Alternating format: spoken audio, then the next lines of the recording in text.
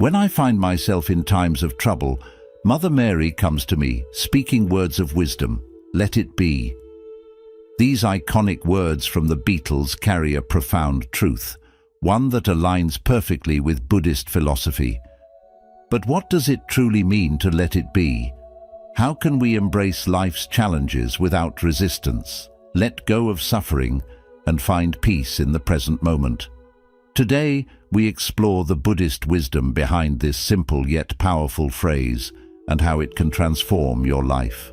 Understanding suffering and its causes. Buddhism begins with a simple yet profound truth: life contains suffering. No matter who we are or where we come from, we all experience pain, loss, and disappointment. The Buddha identified this universal reality over 2,500 years ago and laid out a path to understand and ultimately overcome suffering. This path begins with the Four Noble Truths, the foundation of Buddhist wisdom. The first truth is straightforward: suffering exists. From physical pain to emotional distress, no one is exempt from hardship. But Buddhism doesn't stop there. It invites us to look deeper. The second truth explains that suffering has a cause, attachment, and craving. We cling to things, relationships, material possessions, even our own identities, believing they will bring us lasting happiness. But everything in life is impermanent. When we attach ourselves to something temporary, we inevitably suffer when it changes or disappears. Think about the moments in life when you've felt the most pain: a broken relationship, the loss of a loved one, a dream that didn't come true. The suffering often comes not just from the event itself, but from our resistance to it. We wish things had turned out differently. We hold on to memories. We refuse to accept change. This resistance is what deepens our pain. Buddhism teaches that the way to ease suffering is not through avoidance or suppression, but through understanding and letting go. This brings us to the third and fourth noble truths. There is a way to end suffering, and that way is the Eightfold Path, a set of guiding principles that help us live with wisdom, ethical conduct, and mental discipline. But before we dive into solutions, we must first acknowledge where we are. Imagine standing in a dark room. If you try to fight the darkness, nothing changes. But if you turn on a light, everything becomes clear. Recognizing suffering is like turning on that light. It allows us to see our reality and take the first step toward freedom. So, what does this have to with Let It Be? The song reminds us that, in moments of difficulty, wisdom whispers, accept what is, let go of what was, and trust in what will be. Buddhism offers the same message. Instead of resisting pain, we acknowledge it. Instead of clinging to what we cannot control, we release it. By understanding suffering and its causes, we begin to break free from the cycles of pain that keep us trapped. And as we continue on this journey, we'll explore how to truly embrace impermanence, cultivate mindfulness, and live with a heart that is open, free, and at peace. The nature of impermanence. If there's one undeniable truth about life, it's that everything changes. The seasons shift, people come and go, our thoughts and emotions rise and fall like waves in the ocean. Yet, despite knowing this, we often resist change. We hold on to moments, relationships, and even our own identities, hoping they will remain the same. And when they don't, we suffer. In Buddhism, this concept is known as impermanence, anicca, the understanding that nothing is fixed, permanent, or unchanging. It's not just an abstract idea, it's the very nature of reality. The tree that stands tall today will one day wither. The joy we feel in one moment may turn into sadness in the next. Our own bodies, which we often take for granted, are constantly aging, cell by cell, breath by breath. But if impermanence is so natural, why do we struggle with it? The answer lies in attachment.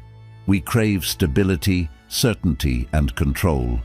We build our lives around routines, relationships, and possessions, believing they will bring us lasting happiness. But when things inevitably change, when a loved one leaves, when our youth fades, when life takes an unexpected turn, we feel lost, as if the ground beneath us has disappeared. The Buddha compared life to a flowing river. We often try to grasp onto the water, but no matter how tightly we hold on, it slips through our fingers. The more we resist the current, the more exhausted we become. But when we learn to move with the flow, instead of against it, we find peace. This is where Let It Be aligns so beautifully with Buddhist wisdom. The song doesn't tell us to force things to be different or to cling to what's already past. It simply whispers, accept the flow of life. Instead of fearing change, we can embrace it. Instead of grieving what's lost, we can appreciate what was and open ourselves to what comes next. One of the most liberating realizations in Buddhism is that impermanence is not something to be feared. It's what makes life precious. If everything were permanent, there would be no growth, no evolution, no new experiences. The fleeting nature of things is what gives them beauty. A sunset is breathtaking precisely because it doesn't last forever. A song moves us because it has an ending. A deep conversation with a loved one is meaningful because we know that time is limited. So, how do we apply this understanding to daily life? When faced with change, instead of resisting it, ask, what can I learn from this? When experiencing joy, fully immerse yourself in the moment, knowing that it is temporary, and that's what makes it beautiful. When dealing with loss, remind yourself that nothing truly disappears. It simply transforms. The people we love live on in our memories, our actions, and the impact they had on us. By embracing impermanence, we free ourselves from unnecessary suffering. We stop clinging to the past or worrying about the future, and instead, we learn to live fully in the present. As we continue, we'll explore how letting go of attachment doesn't mean becoming indifferent. It means opening ourselves to life with a sense of freedom and peace. Practicing non-attachment. If impermanence is the nature of life, then why do we continue to suffer? The answer lies in attachment. We cling to things, relationships, material possessions, even our own beliefs, hoping they will remain the same. But when they inevitably change, we experience pain. This is where the practice of non-attachment becomes essential in Buddhist philosophy. Non-attachment is often misunderstood. Many believe it means cutting ourselves off emotionally, living without love, or abandoning all desires. But in reality, non-attachment is not about rejecting life. It's about engaging with it fully, without clinging. It means loving without possessing, working without obsessing, and living without fearing loss. It's the ability to hold everything in life with open hands rather than clenched fists. Why do we cling? The mind seeks control. We believe that if we hold on to something tightly enough, we can prevent loss, pain, or change. This is why people fear endings, whether it's the end of a relationship, a phase of life, or even their own existence. Think about the times you've held onto something long after it was meant to go. A job that no longer fulfilled you, a relationship that had run its course, or an idea of yourself that no longer aligned with who you were becoming. The more you clung to it, the more suffering you created. This is where Buddhism invites us to shift our perspective. Instead of seeing non-attachment as losing something, we can see it as gaining freedom. When we stop clinging, we allow life to flow naturally. We begin to experience things as they are, rather than through the lens of fear, desire, or expectation. The illusion of ownership. Another reason we struggle with attachment is that we believe we own things, our possessions, our achievements, even other people. But in truth, we don't own anything, not even our own bodies. everything we have is borrowed from the universe, temporarily passing through our lives. Consider this: the home you live in, the clothes you wear, and the phone in your hand will all one day belong to someone else. Even the relationships we cherish are not truly ours. The people in our lives are here by their own choice, not because we have a claim over them. When we understand this, we begin to interact with the world differently. We stop trying to possess people and instead appreciate them. We stop obsessing over wealth and instead use it wisely. We stop resisting change and instead embrace it as a natural part of life. Non-attachment in love. One of the most powerful applications of non-attachment is in our relationships. Love, when mixed with attachment, often turns into possession or fear. We become afraid of losing someone, so we try to control them. We expect them to act a certain way, fulfill our needs, or never change. But real love is not about possession. It's about freedom.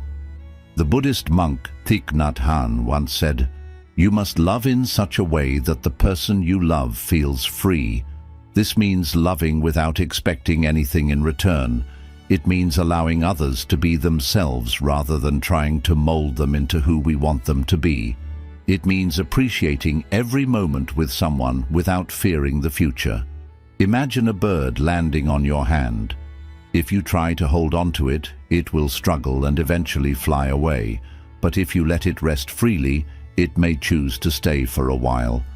Love works the same way. The tighter we grip, the more we suffocate it. The more we let go, the more it can grow. Applying non-attachment in everyday life. With material things, enjoy what you have, but don't let it define you.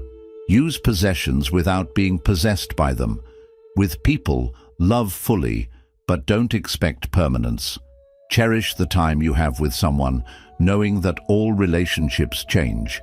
With success and failure, give your best effort, but don't attach your self-worth to the outcome. Recognize that everything in life is temporary, including achievements and setbacks. With thoughts and emotions, observe them as they come and go, without identifying with them. You are not your thoughts. You are the awareness behind them. This practice doesn't mean we stop caring. It means we stop suffering unnecessarily. It means we shift from a mindset of holding on to one of flowing with life. Let it be and non-attachment. Here's where let it be perfectly aligns with Buddhist wisdom. The song doesn't say force it to be or make it be. It simply says let it be. This is the essence of non-attachment. When life brings pain, instead of resisting it, we acknowledge it.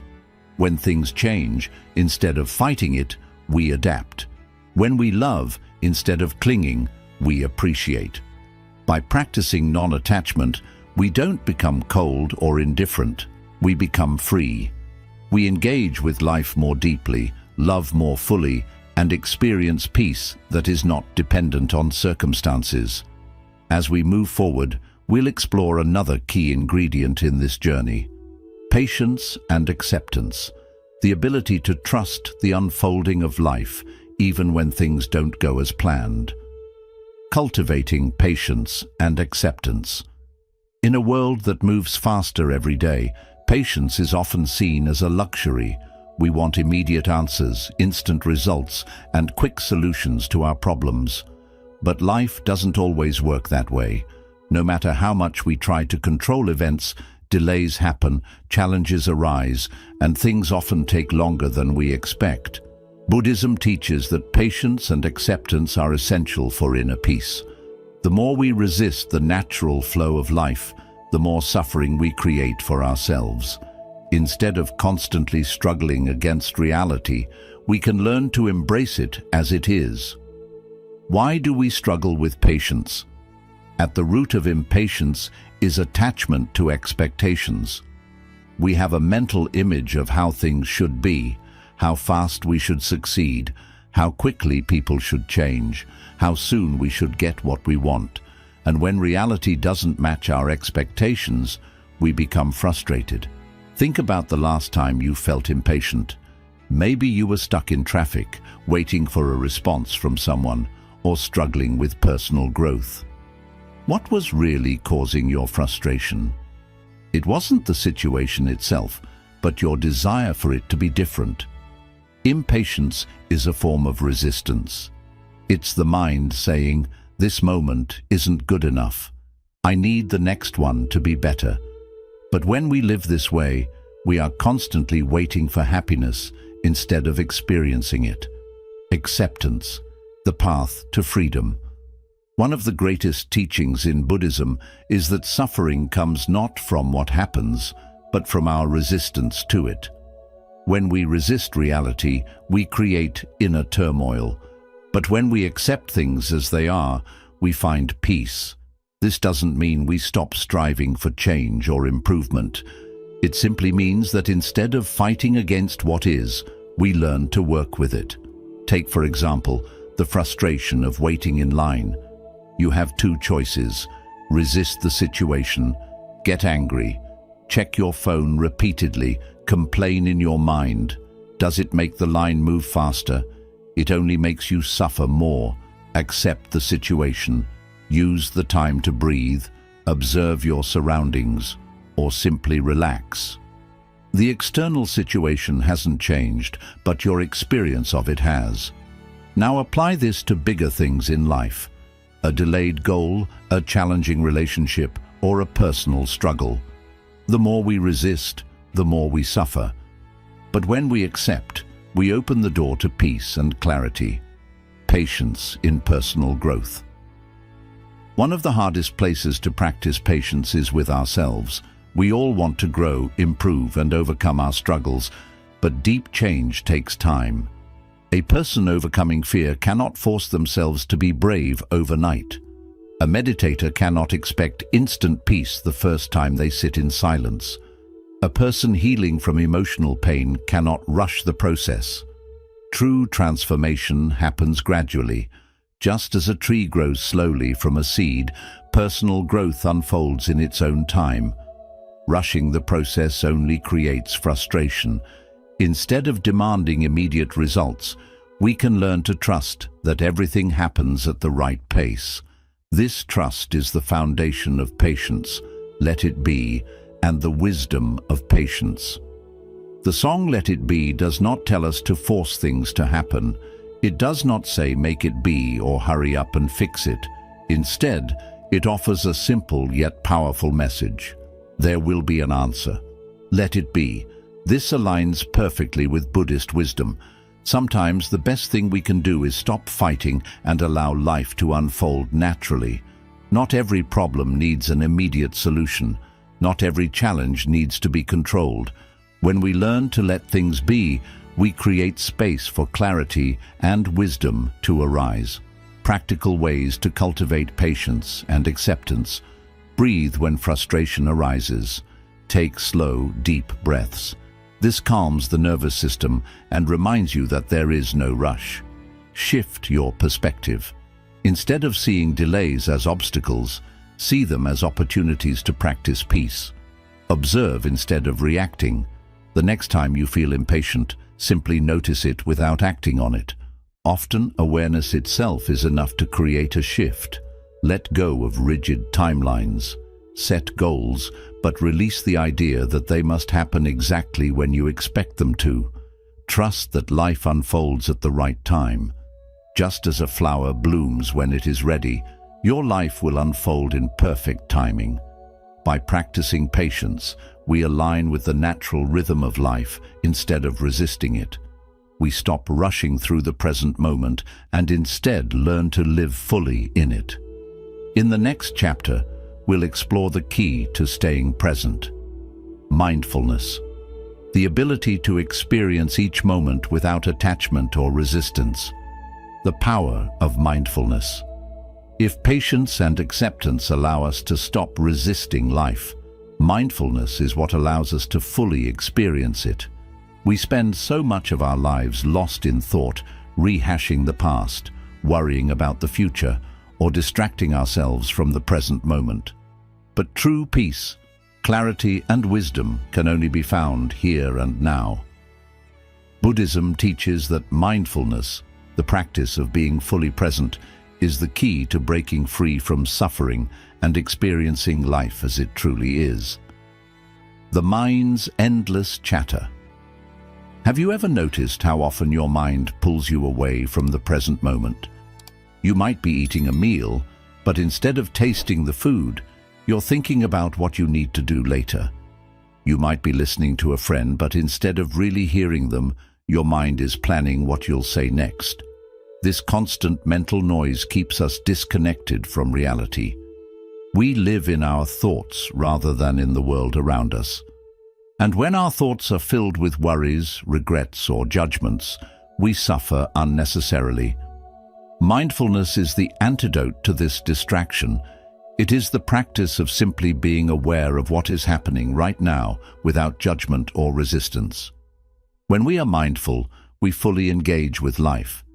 We taste our food, listen deeply, and experience each moment as it unfolds. Why is mindfulness so powerful? Mindfulness transforms our experience of life in three key ways.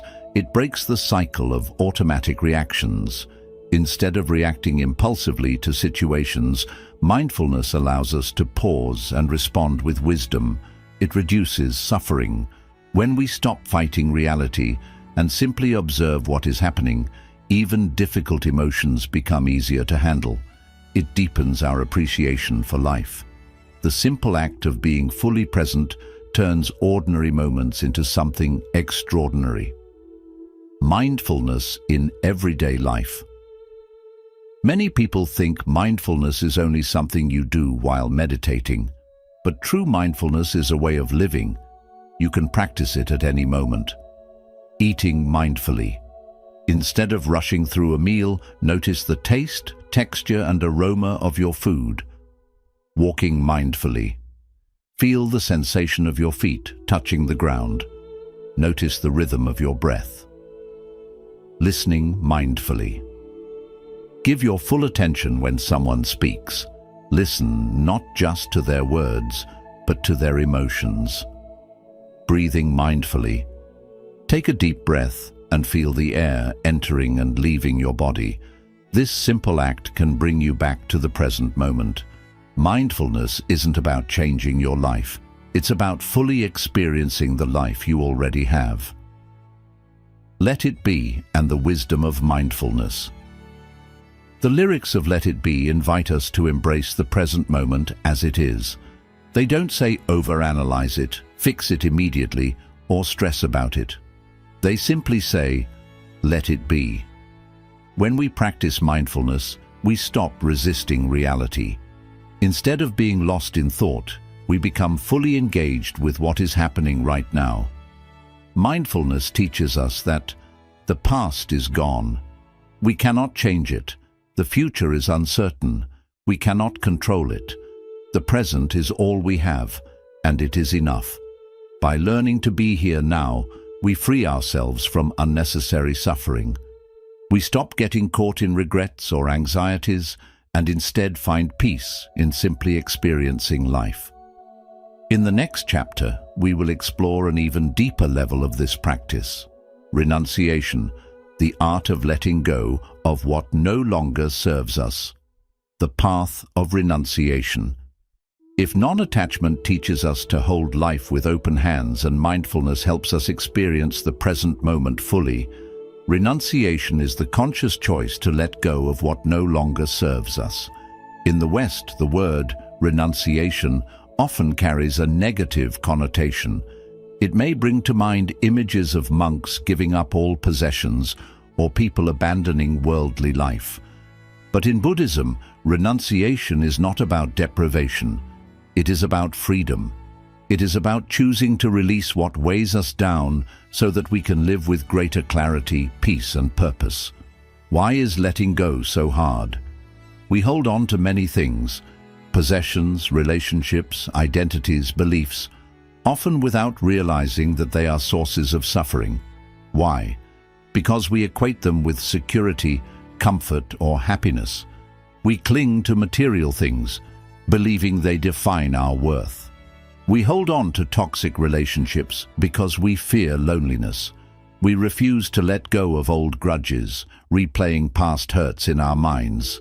We resist change, even when it's necessary, because the unknown feels scary. But Buddhism teaches that clinging is the cause of suffering.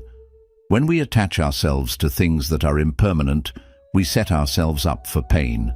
Renunciation is the courageous act of recognizing what no longer serves us and releasing it, not out of rejection, but out of wisdom. Renunciation in everyday life. Renunciation is not just for monks. It is a practice that anyone can apply in daily life. It is about making conscious choices to let go of unnecessary burdens. Letting go of material excess. Do we truly need everything we accumulate? Simplifying our lives creates space for what truly matters. Releasing unhealthy attachments, relationships based on control, dependency, or past wounds keep us trapped in suffering. Letting go does not mean we stop loving. It means we love with freedom. Dropping rigid expectations. Life rarely unfolds exactly as we plan. When we let go of the need for control, we open ourselves to greater possibilities. Forgiving and moving forward. Carrying resentment is like holding a burning coal. It only harms the one who holds it. Renunciation means choosing peace over past pain. Every act of letting go brings more freedom. When we stop grasping, we create space for something new. The joy of simplicity. Many great spiritual teachers have spoken about the joy of simplicity. The less we are burdened by unnecessary desires and attachments, the lighter and freer we feel. Think about moments in life when you have felt most at peace. Were they times of accumulation and striving? Or were they times of simplicity, presence, and connection? A quiet morning with a cup of tea. A heartfelt talk with someone we love. A quiet moment, feeling the sun's gentle warmth. Renunciation isn't about losing something. It's about returning to what truly feeds our soul. Let it be, and the quiet wisdom in letting go. And even when the night feels cloudy, a light still shines on me. These lyrics from Let It Be remind us that even in tough times, peace is possible if we stop resisting. The song doesn't tell us to hold on, to push, or to take control. It gently asks us to let go. This is what renunciation truly means. It's the knowing that we don't need to hold tightly to life. We can trust, release, and allow things to happen naturally. True renunciation isn't about walking away from life. It's about being part of it without clinging. It's about living with an open heart and a mind free from burdens. And as we enter our final chapter, we'll look at how to bring all of these teachings into our daily lives so that letting it be becomes more than just an idea. It becomes a way of life, bringing the practice of letting go into everyday living. We've reflected on the wisdom of suffering, impermanence, non-attachment, patience, mindfulness, and renunciation. But knowing these things isn't enough. Real change happens when we live these teachings each day. How do we actually live the message of Let It Be? How do we grow a mindset of calm and acceptance, not just during quiet moments, but right in the middle of life's ups and downs? Buddhist wisdom is not something separate from our daily world. It's not only for monks or deep thinkers.